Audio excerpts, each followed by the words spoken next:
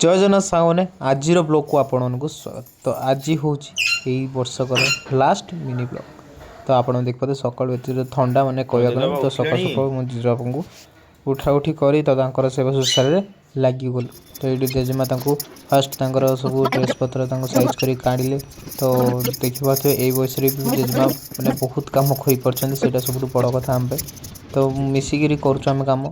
तो सहीठू मुझे घर खाइली सुंदर बरा चटनी सहित खीरी मम्मी आज सकाल सकाल बन सहीठू मुझे मोर बड़ फटफटिया को लेकिन आज मुझे बाहरी गोटे कम।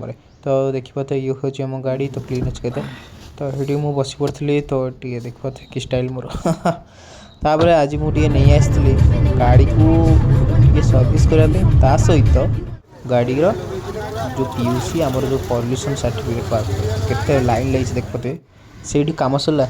तो आज गोटे इमरजेंसी पड़ जाता तो इमरजेंसी आज एत पार्सल था तो बाइक रे नबा आना करूँ भोपाल जो शीत मैंने कहतुनि चंदका रास्त जो भाया शीत मैंने कहू ना।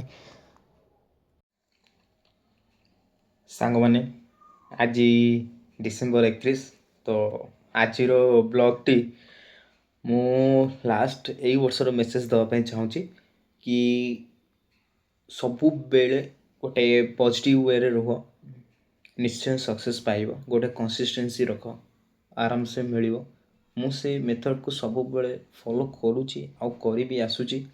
मुझे भी चिंता करनी कि आज मोर हो चिंता करनी मुझे गोटे वे ऊपर बेसिकली वर्क कर चलती।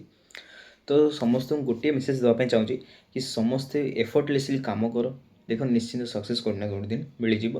आ समस्त को happy advance happy new year. समस्ते खुशी रुहतु समस्त देह भल रहू आउ रहा बाप माँ को सेवा भी कर समस्त को देखभाल भी भलसे कर। एतिकी मोर रहा आज कथा। बाय बाय जय जगन्नाथ गुड नाइट।